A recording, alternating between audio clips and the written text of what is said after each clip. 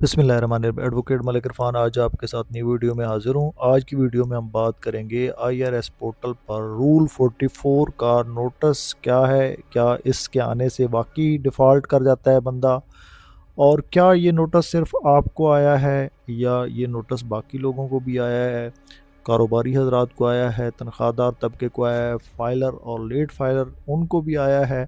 तो इसकी वजह से क्या आपके जो असासे हैं वो मुंजमद हो सकते हैं, अकाउंट फ्रीज़ हो सकते हैं, इवन अरेस्ट किया जा सकता है।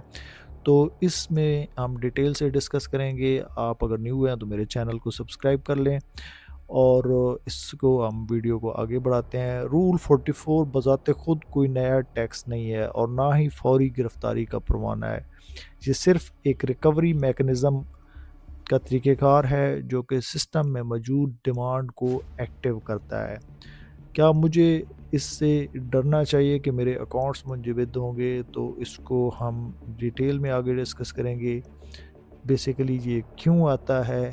तो इसकी जो मेन वजह है वो टैक्स वाजिबुल अदा रिटर्न फाइल हो गई और अदायगी नहीं हुई, तो फिर ये है कि ये रूल 44 के तहत आपको नोटिस आ सकता है।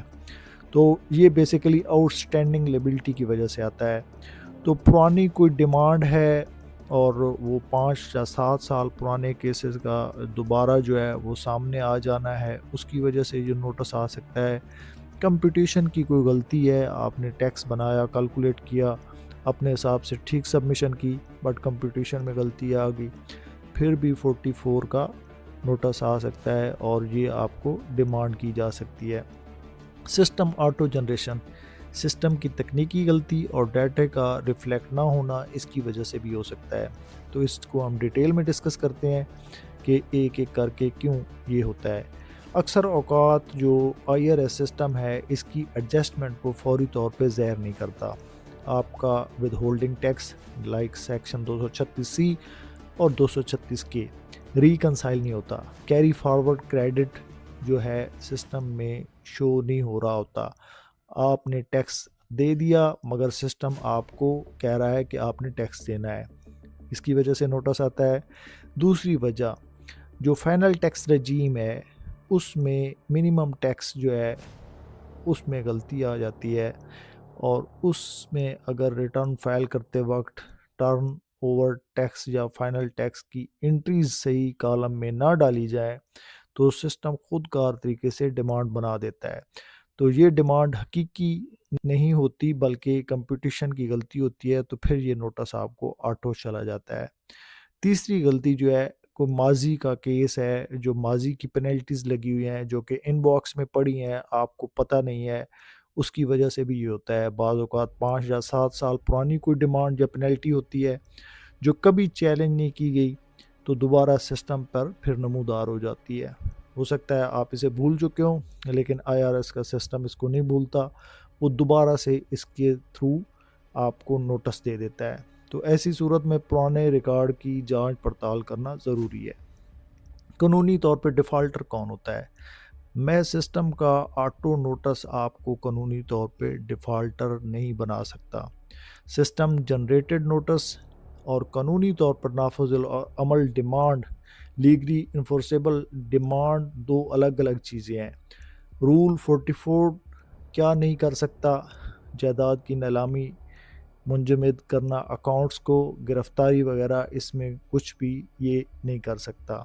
तो आपने इसमें सबसे पहले क्या करना है कि घबराना नहीं है, और जो पहला कदम है आपने आईआरएस पोर्टल में लॉगिन करना है, उसमें व्यू डिमांड के ऑप्शन पे जाना है, चेक करें कि किस साल के ये डिमांड आया है या नोटिस आया है, उसको आप चेक करें। दूसरा कदम ये है कि तस्दीक और रिकनसाइल करें। अगर डिमांड पुरानी है, अपना पुराना असेसमेंट ऑर्डर जो है वो निकालें और देखें कि क्या मामला हल हो चुका है या अभी तक पैसे है। अपना सीपीआर कंप्यूटर पेमेंट रिसीप्ट को सिस्टम की डिमांड के साथ मैच करें और रिकनसाइल करें। अक्सर केसेस में टैक्स अदा शुदा होता है मगर सिस्टम में अपडेट नहीं होता। और तीसरा कदम कानूनी रास्ता जो है, दूसरा कदम ये है कि तस्दीक और रिकनसाइलेशन आपने करनी है। اگر ڈیمانڈ پرانی ہے، اپنا پرانا سٹیٹس جو ہے وہ آپ نے دیکھنا ہے، اسیسمنٹ آرڈر دیکھنا ہے۔ اگر ٹیکس ادا شدہ ہے تو پھر کمپٹیشن جو پیمنٹ ریسیپٹس وغیرہ ہیں ان کو ریکنسائل کرنا ہے۔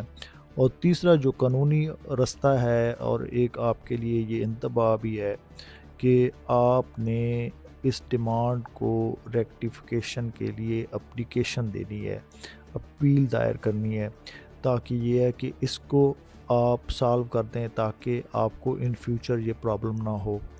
تو اس میں کیا کرنا ہے، جو سب سے پہلے ہے اس کو نوٹس کو نظر انداز نہیں کرنا، تو اس میں خوف زدہ بھی نہیں ہونا، بٹ یہ ہے کہ اس کو آپ نے پراپر وے سے پروسیڈ کرنا ہے اور رپلائی کرنا ہے، تاکہ ان فیوچر آپ کو کوئی ہیوی پینلٹی نہ لگے یا کوئی جرمانے کا سامنا نہ کرنا پڑے۔